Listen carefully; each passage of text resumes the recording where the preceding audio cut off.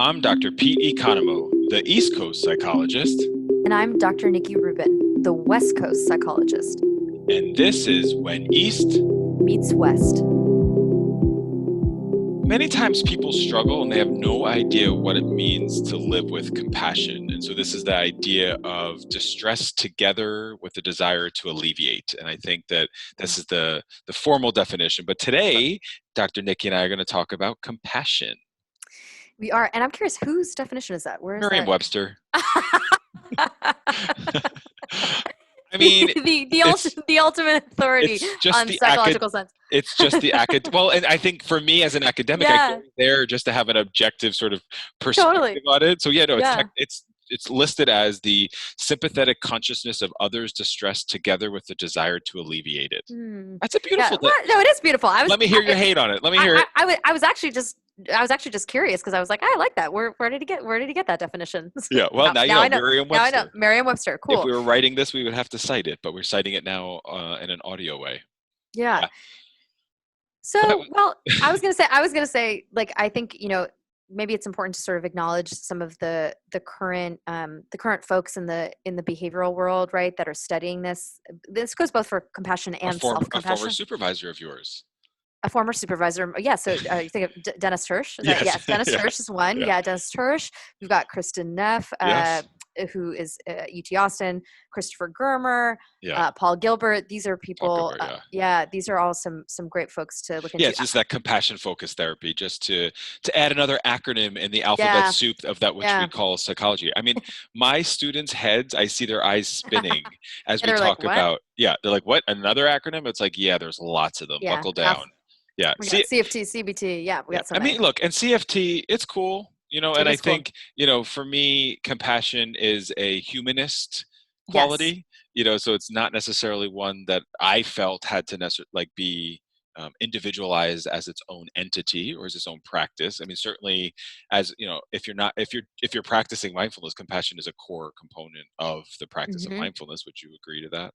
Absolutely. Well, and I think, to that point, I mean, actually a lot of things that we do in third wave therapies have been done, as, Pete and I have been talking about for thousands of years. Thousands. And Western behavioral science has really just put our lens, using the scientific method, trying to operationalize things and learn some Western evidence, though there's been other kinds of evidence for many, many years here. But maybe we could talk, let's get into compassion a little bit more, because I do think people often confuse compassion and empathy. Actually, that's something that I come across quite a bit. Do you experience that? Yeah, well, and maybe we'll have you just differentiate. I think one of the things I find the most is people don't know how to do it. So if they're looking, so especially for like executives or high performers, we'll talk about compassion. And usually I start with self-compassion. Again, depending on who the individual is, but I think when you start with the self-compassion, you're able to kind of recognize to yourself, and you and I kind of share a couple exercises that are good with that.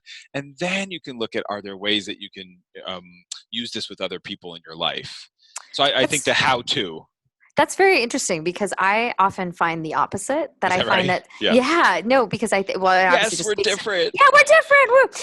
Because I think a lot of times folks are better at being kind to others, and they have a harder time being kind to themselves. Like, that's something I come across over and over again, where people will say, I would never talk to somebody else the way I talk to myself. Yeah, well, we are our worst critic, but for me, I think that when I do like thought awareness, cognitive distortions, and I raise awareness of how people see their thoughts, then they're more aware of them. So they're like, so if we can label it as a distorted thought, then we're able to have compassion for when I have a thought that's like, oh, you're such a loser, or you're bad at your job. That's true. True. Okay. Yeah. But I hear you. I think it's a good point.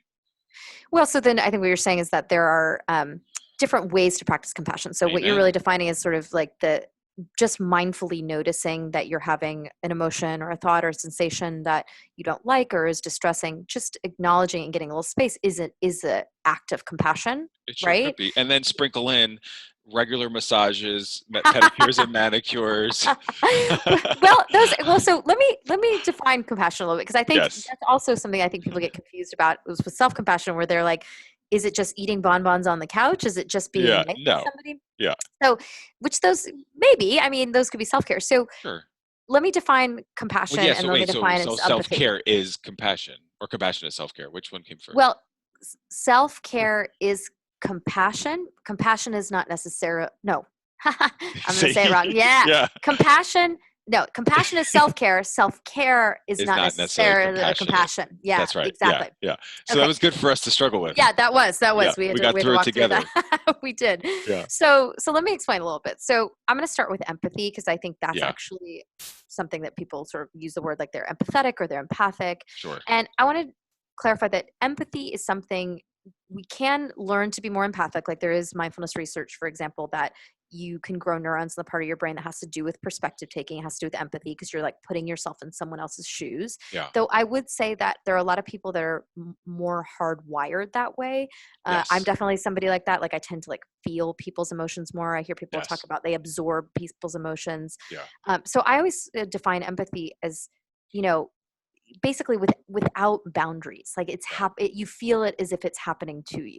Right? Yeah. Do you agree with that? Yeah. And then we usually, it's like in class, we'll say like walking in someone else's shoes. So people might be Yeah, able to yeah, understand it in that way too. So you yeah. literally feel like you're walking in their shoes. Yes, Yeah. exactly. And so compassion is different in that it's dialectical, which means that two opposite things are true at the same time. Yeah. And the mindfulness part is you're very present and I would say bearing witness to someone else's pain, Yeah. and there's a boundary. You Yeah. recognize that it's not happening to you.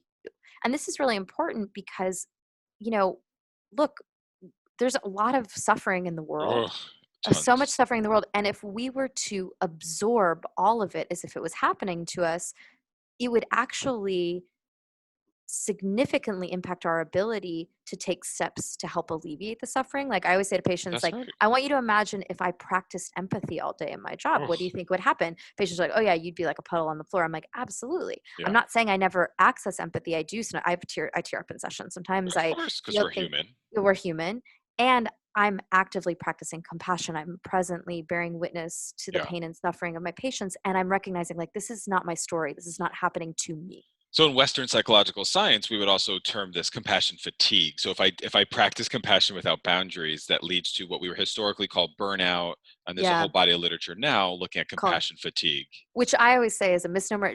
I think it should be called empathy fatigue, That's really, right. right? Because if Yeah. we're actually like the science says that if Right. we're actually practicing what compassion is, this more boundaried approach, Then we don't get it. you don't get burnout. That's Yeah. right. Yeah. Good point. Well, maybe we should rewrite that.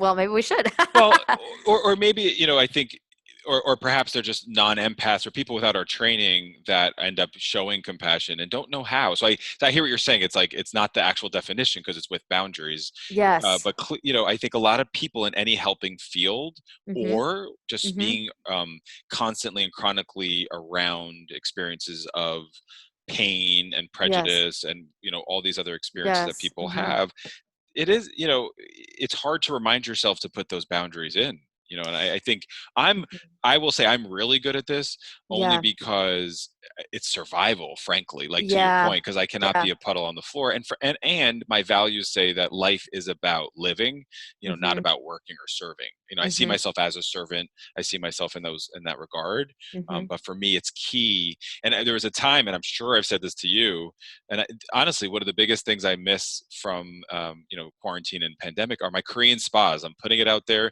Oh my God, I maybe one of know. them will be a sponsor one day. Yeah, Maybe they will. Island Spa in Edison. No. Maybe they will. Well, and so like those. So then I think like it's important to clarify like this distinction between compassion and self care. So like what Pete's Right, talking about is really important. Is self care, and self right, care, doing soothing activities. Things that you treat yourself. Let's say like those are important. right. Though we want to be really careful because a lot of times those behaviors can then become avoidance strategies, Oh, right? sure. And compassion is, again, if we come back to that definition of like bearing witness to pain, Yeah, right? Like when you're like, if you're out getting a manicure, you're probably not focused on bearing witness to your pain. You're that's right. probably trying to move away from it, which Right. again, there's nothing wrong with that. Well, There's a and that's place just for how I that. see self care. And I like Yeah. you and I are going to make a distinction here. Yeah. And I think, for me, it's like when I set the boundary, I then have to then commit to something that creates healing. And for me, that's Sure. compassion. And I Yeah. Oh, think, it's sure. yeah, Yes. and so even in Zen, that's part of this idea of, trying to just be with what is and suffering, because in Yeah. Zen, the first noble truth states that everything is suffering. We all are. Mhm. Universally, we all suffer. There's not one living being that does not That doesn't. suffer, That's right. That's right. right? Well, so I would then, argue if we bring it back to, the human species, and we, Yeah, we've got these pretty like fancy brains that yeah. are, cool in a lot of ways, but That we don't really, understand. yeah, But we go don't ahead. understand, right? Right. We understand a little, but like we don't understand a lot. Nope. They get us into trouble a lot because Hmm. when we as humans encounter suffering or pain, Yeah. we're like, we got to fix it. We got to problem solve it. Like if you watch Yes. animals are very skilled at practicing compassion, which Yes. again is this very like mindful presence, very accepting, bearing witness, Yeah. like I always think of, oh God, it makes me cry when I think about it. Like elephants, how they Oh my God, I love they're that one. they're a Yes. Yeah. matriarchal society, and they have funerals for They their do. dead. They So beautiful. Oh mourn. my God, my voice Yeah, just cracked. I know it's well, it's moving, right? It's getting you, Pete. It got So me. it's like, so they know how to practice compassion. For us, it's Yeah. like something painful shows up, and what do we want to do? We might go like, it's gonna be fine, don't worry about Yeah. it, or I'm gonna go, push it away, or I'm Have gonna to. go Yeah. avoid it, or I'm gonna, Yeah. yeah, people are gonna drink or overeat Yeah. or all those things. Yeah. So that's why I just want Well, to be really clear about distinguishing no, it's between those important. behaviors. And Yeah. I'll even bring in motivational interviewing, Mm-hmm. Milner and Rolnick, where you talk about the writing reflex, and that's something I think we all have. Just to your point about we want to fix. So back to Merriam-Webster's definition, we're trying. It's the desire together to alleviate the distress, Yeah. and I think the writing reflex is something that we all experience where we're trying to fix. Oh, And when you say the right, I actually know. Is it it's writing RIGHT? RIGHTI. I was Yeah. like, I actually don't know that from Oh, MI. that's Okay, a good so one. You're going to like it. Borrow it. oh, Yeah. okay, I Well, will. because the Yeah, writing reflex is this idea that we want to fix. So if someone yeah, comes in with pain, let me find out your behavioral plan to get you to alleviate this yes, right, pain. And so the writing reflex says, watch that, because often in that time you're pushing someone too fast when they're not ready. Because remember, yes, motivational interviewing is about like this ambivalence for change. absolutely. And a Rolling with lot of people who resistance. come into practice, they're committed to change, or they have some awareness that there's change. I guess we can get Hmm. into stages of change. Sure. Uh, Well, you know, so many dorky behavioral things to discuss. Yes. lot Lot. declementing, right? Just thinking about Yeah. these Uh-huh. stages of change and where am I in that? And I think it's looking at not trying to write that. Isn't that good? The Yeah, writing yeah, reflex. I love that. Well, and I Yeah. think that's such a helpful framework because, again, when we see somebody we love suffering, Oh, we want to take it away, hell right? Like, yeah. we want to take it away. I mean, Yeah. I feel that in my personal life. I mean, frankly, I'm sure you've had this experience too. I feel that with patients, right? Oh Like, I my care about patients. God. Like, like Yeah. sometimes I'm like, I want to fix it, right? Yeah. Like, I want to fix it, and that's actually not helpful. That we That's need right. someone to just be present in this like really caring way Yeah. that's willing to frankly, like walk with us, right? Yeah. It's like they can't carry the pain for us, but they can walk with us. They can walk next to us. That's right. Oh, and back to our definition from Merriam-Webster. But like, Yes. let me hear your how-to. So if you talk about like compassion with boundaries, and you're Hmm. working with a client who's saying like, "Hey, Dr. Rubin, how can I be compassionate this week? What are Hmm. some examples?" Hmm. Yeah. Yeah, I would say actually with other people, what I ask them to do is pretty much what I shared a few minutes ago, which is to say to themselves, like, I'm bearing witness to their Yeah. pain. Like, actually say it internally, and then say, and this is not happening to me. Like, this is not my story. That's what I myself Yeah. practice, That's especially when good. I feel the pull to fall into the empathy pool where there's Yeah. not boundaries, where like, and like I said, like that actually doesn't help. Like, how am I going to support Yeah. somebody that I love who's suffering if I'm Right in it with drowning them. too? Yeah, Drowning like too. Yeah. they need That me to be infamous present. metaphor about the airplane, Dr. Rubin. Oh yeah, my favorite. Yeah, it's love it. It's if you've traveled by plane before, you know that when they're going through the safety features in the beginning with the oxygen mask, they say you need to put your oxygen mask on first before putting it on a child or somebody else who may need help. And the Right. reason is that if you focus on the other person first, you're probably going to run out of air, Right. right? You got to Yeah. quickly put it on yourself, then you're taken care of, and then you can support Yeah. someone in need. So one time I was flying and the flight attendant had a really good time. It was like, in the unlikely event that I become your cruise director, there will be there will be, which is so funny because they were talking It's about so like the slides that come in. yeah, And it that's was very funny. funny. And at that time, I didn't have any any plane phobia or anxiety. Mhm. So I was like, ha ha ha. And then like as I've aged, I'm like, holy cow! Like I can't imagine how that triggered some people, Oh, for sure. I feel which like is I not was a thinking compassionate exercise. right. I was just thinking like I would probably feel anxious if I heard that on, on Oh, a he was plane. so great though. I Yeah, remember it like very vividly. It yeah, was like a very yeah, entertaining thing. But yeah. to hear that, it was just like, okay, Yeah, all yeah, right. Okay. yeah. Well, so Pete, so how would you encourage somebody to begin to practice Well, I guess compassion? I do it more behaviorally. Again, I think this. I learn a lot from you always. I always have, and I always will, probably until the day I'm But not but practicing. vice versa Vice here. versa. And so I really, I think I help people break it down, especially. So I don't want to, I also find that I keep saying the same thing. I work with high performers and executives, which I Oh, think is an annoying script. But I think it yeah. just has framed a little bit of Mhm. how I see these things today Yeah. more so. So Yeah. like if I'm working with like a high level coach, like compassion might, he's not going to be like patting an athlete or an assistant coach on the back to say good job. Rather, Mhm. can he bring coffee to the morning meeting, or can he Mm. acknowledge somebody in a certain kind of way? So I do think about compassion because that's gratitude too. So like all Yeah. these terms are kind of linked together for me. Yes. um, They well, there are many there are many sides of the same coin, right? They're correct. interrelated processes, and actually, I think to uh, distinguish and relate what you and I are saying with one Yeah. another, you're describing some more concrete, overt Yes. behaviors, right? And Yes. I'm actually talking about Yeah. as I'll say many times as covert behaviors, a behavior you're doing You inside are. your Yeah. body. So Yeah. talking to yourself, right, Yeah. internally is a covert behavior. Yeah. And But yeah, maybe but it's because sometimes people. well, and I Oh, think go it's ahead. because athletes want those overt behaviors. Maybe Yeah, I just sure. sort of justifying why I've seen it that way. In my practice, but I think also the gratitude piece is that thanks. Is giving thanks is the Yeah. other side of the coin for me in the practice of compassion. And frankly, I haven't Yeah. read enough of the CFT literature to know how they're framing it. To be Well, honest, I mean, we can maybe save that for another day. it should be its own Compassion episode, focused therapy, right? yeah, Yeah. it should, because they actually also talk about evolutionary psychology, which I'm, Yes, we're big you know, on. super into, as is Pete. Yeah, we love Yeah. that in behavioral science. Though I will bring in the research around compassion itself, which Yeah. is really cool. The more people practice compassion both for themselves and others, it is correlated with well-being, with psychological well-being, Yeah. which makes sense because there's like a Absolutely. softening, right? There's a softening. And it's what's so fascinating to me, and I really want people to hear this, is that it's not about not feeling pain, That's right. right? Yeah. It's that you can be more psychologically well by practicing presence and kindness and understanding I for just felt so yourself and much better others. in that moment when you just said that. Oh, that's well, so little piece of anecdotal data, It right? certainly was. Like I Yeah. felt like a little bit of like a lifting and a little like Oh. a lighter breath.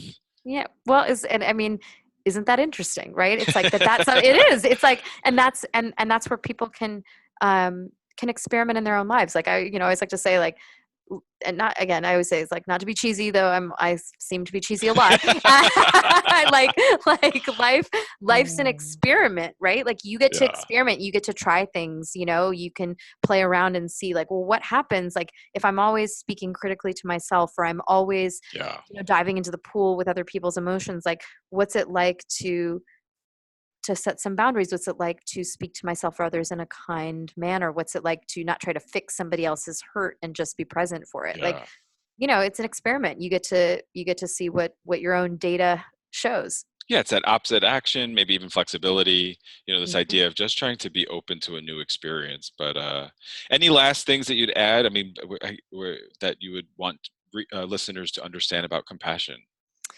I mean, I think that self-compassion just is a big part of it too, right? Like I Yeah. said, the thing that I see a lot is more that people are very skilled at being compassionate towards others, though Yeah. have a hard time being compassionate towards themselves. Like there's there's a type of compassion meditation referred to as loving kindness, which obviously Yes. Pete and I both practice. Metta is the term. Guys can look that up. And in that, there's a focus sometimes on, first of all, basically sending compassion and care to other beings. And then the last one will be to do it to yourself. And often what I find is when I lead that meditation with people, they find that one really hard. And so, I would just say look, if it's easier for you to practice self-compassion, start there and then try it with other people. If it's flipped, see if you can generalize, to use behavioral terminology here, that behavior that you use with others and turn it towards yourself and see what that's like. Baby steps and just trying to bring others' distress together with a desire to alleviate it. This has been When East Meets West. I'm Dr. Pete Economo. And I'm Dr. Nikki Rubin. Be present, be brave. This has been When East Meets West. All material is based on opinion and educational training of Drs. Pete Economo and Nikki Rubin. Content is for informational and educational purposes only.